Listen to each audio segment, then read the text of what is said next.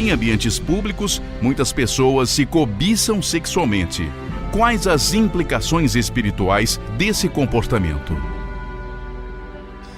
Todas as vezes que estabelecemos um contato sexual com alguém, seja de que ordem for, um contato físico, um contato mental, através do olhar, do cheiro, qualquer reação que tenhamos ou que provoquemos uns sobre os outros na área da libido, na área da sexualidade, obviamente fechamos um circuito de forças com essas criaturas. Não foi à toa que Jesus Cristo estabeleceu que quando um homem olhasse com uma mulher com ideias lascivas, ele já teria adulterado com ela. Certamente que nos dias de hoje Jesus Cristo diria que também toda mulher que olhasse para um homem com a mesma intenção já teria abusado dele. Isso não significa dizer que a pessoa olhada, se não estiver participando, seja cúmplice da adulteração. Mas, se ela se tornar cúmplice da adulteração, um carregará em si o produto psíquico do outro. Eu carregarei energias do outro, ao qual cobiço em mim, e o outro que também me cobiça levará em si as minhas energias, meus fluidos. Por isto o indivíduo fica na mente do outro. Quando pensamos libidinosamente, nos advém a imagem daquela criatura, até que consumemos o ato com ela. A sua imagem vai provocando em nós aquele tipo de tormentos, de excitação e de desejo de busca, até que consumemos o ato. Em muitos casos, quando essas criaturas-alvo estão fora do nosso alcance, são elementos das mídias, são artistas, são cantores, são desportistas, ou seja lá quem for que esteja fisicamente distante de nós, trataremos na tormenta que nos alcança de buscar aquele tipo de realização com outras pessoas. O que será utilizar outras pessoas como vasos dos nossos desejos que alimentamos com as pessoas das mídias. Daí, todo cuidado deverá ser pouco quando estejamos desejando alguém, desejos sem responsabilidade.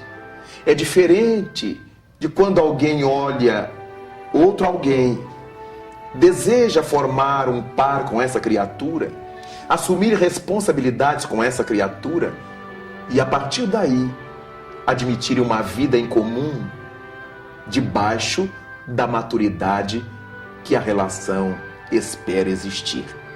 Mas se for apenas essa aventura do cotidiano, nós corremos riscos muito grandes, porque não sabemos a que tipo de entidade se acha vinculada a outra pessoa. Se ela é mais ou menos sexual do que nós, se ela é muito mais ou muito menos excitada ou excitável do que nós, e de repente entramos num contexto biopsíquico de graves consequências a partir de um enamoramento de momento, num elevador, num bar, numa cena qualquer da vida onde estejamos. Não se trata de apavorar as criaturas, de dizer que ninguém pode ter desejo sobre alguém, mas se trata de dizer que a nossa mente é poderosa, mas as mentes alheias também. É notório que a chamada revolução sexual alcançou a grande mídia, com a crescente exposição de imagens e conceitos antes tidos como tabus ou tratados de forma restrita. Como deve ser entendida essa situação? Todas as vezes que as mídias entram na questão da sexualidade, costumam fazê-lo de forma deficiente. As propagandas governamentais estão sempre buscando resolver os efeitos, seja através de preservativos, seja através de coisas que não educam, apenas criam hábitos mascaradores. Seria importante que todas as mídias que adentrassem na questão sexual tivessem por trás de si indivíduos humanos educados a tal ponto que que pudessem projetar o prazer e suas consequências. E ao invés de induzir as pessoas simplesmente ao uso das camisinhas, dos preservativos de que ordem for, também lhes ajudasse a suplantar o instinto, a reeducar o instinto, porque nós não somos irracionais. Nós sabemos que na hora em que temos fome, se devemos comer ou se devemos esperar um pouco. Se é para comer na hora em que a fome chega ou se é para nos alimentar horas depois. A criatura que raciocina deverá saber usar o que a mídia oferece, quando seja positivo, e descartar o que seja negativo. Neste capítulo, estamos encontrando o sexo através da internet. Quantos jovens são arrastados por essa caudal? Quantas crianças são mal formadas por esse incentivo? Quantos adultos se perdem, se prostituem psiquicamente, criando vícios terríveis no contato com a internet sexual? Afinal de contas, a tecnologia está na Terra para nos ajudar a viver melhor e não a nos atormentar mais.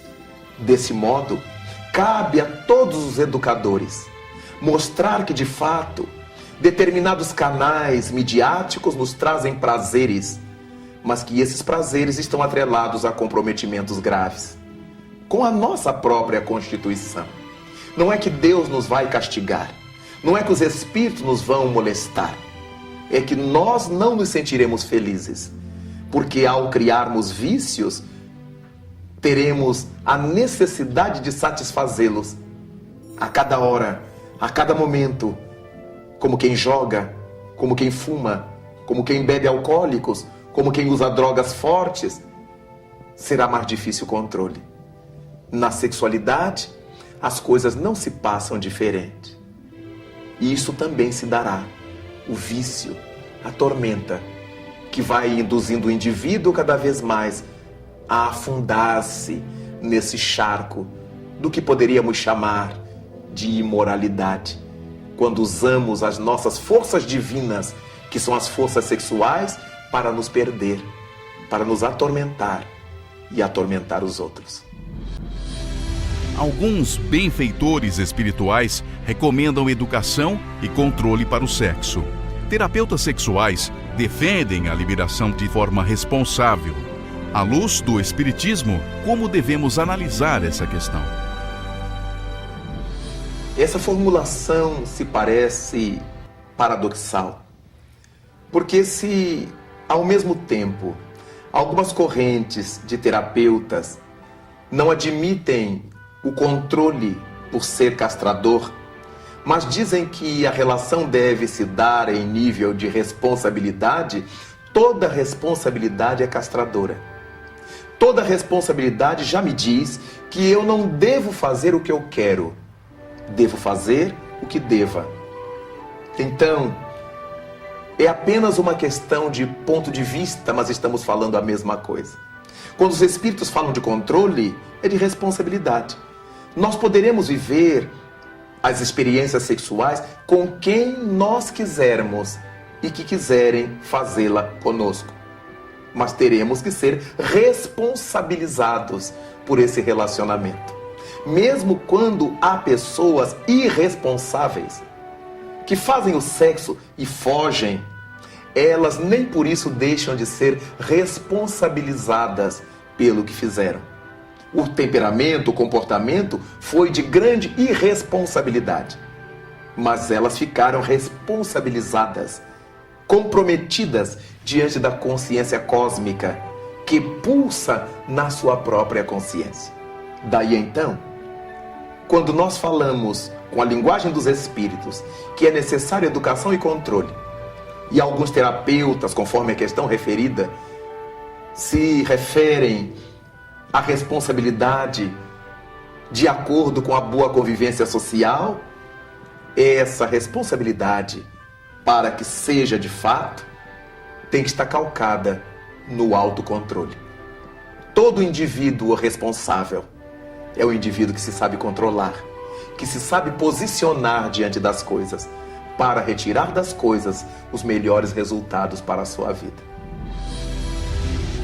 O chamado sexo seguro é massivamente promovido através de campanhas de prevenção das doenças sexualmente transmissíveis, tratando da consequência e não da causa do problema. Essa é uma atitude responsável? Todas as campanhas massivas que temos testemunhado em nossa sociedade, venham elas de órgãos governamentais ou não, de fato elas procuram atender às consequências. Isto porque existe um desnivelamento muito grande entre a questão do comportamento dos indivíduos e a educação.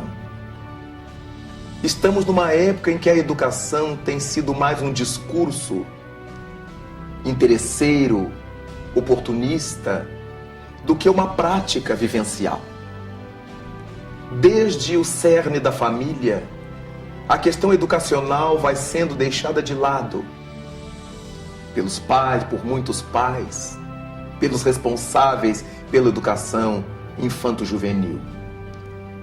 Por parte das autoridades nem se fala. Numa busca ansiosa por números, por estatísticas, nós vamos verificando que a verdadeira educação popular vai ficando em segundo e em terceiro planos.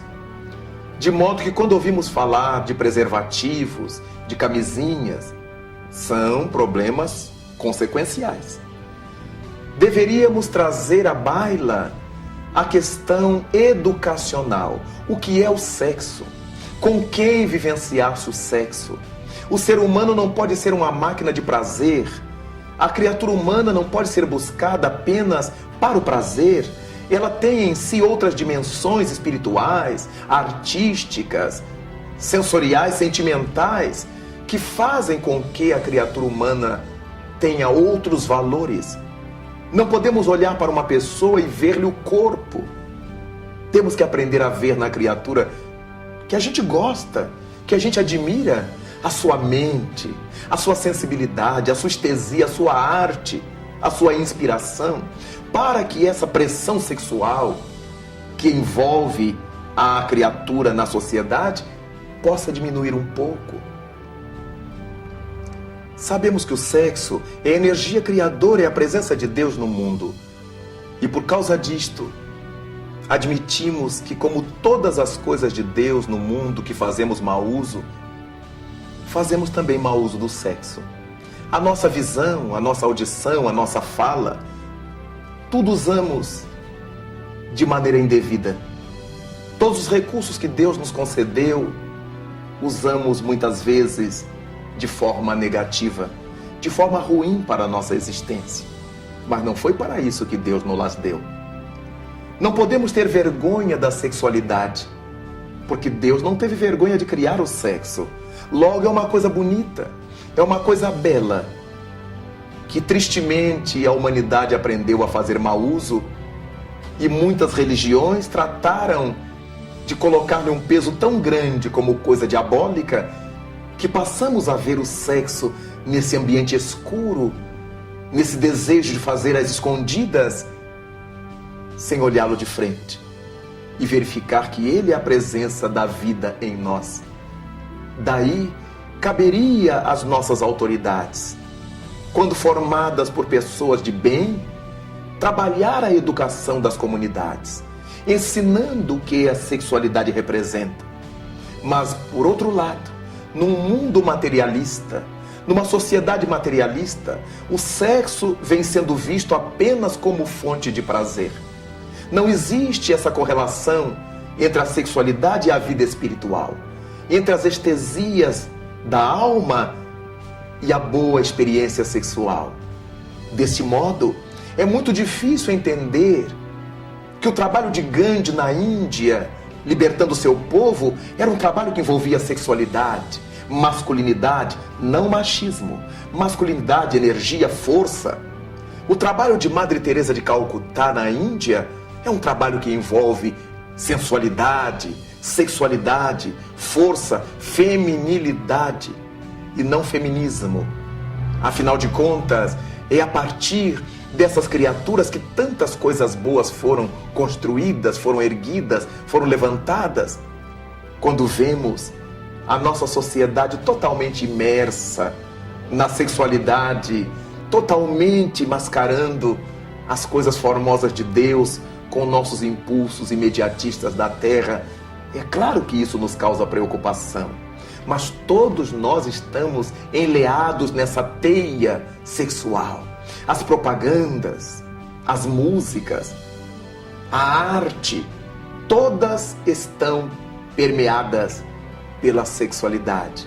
Nem sempre de boa índole, nem sempre para ilustrar a alma e para fazê-la melhor.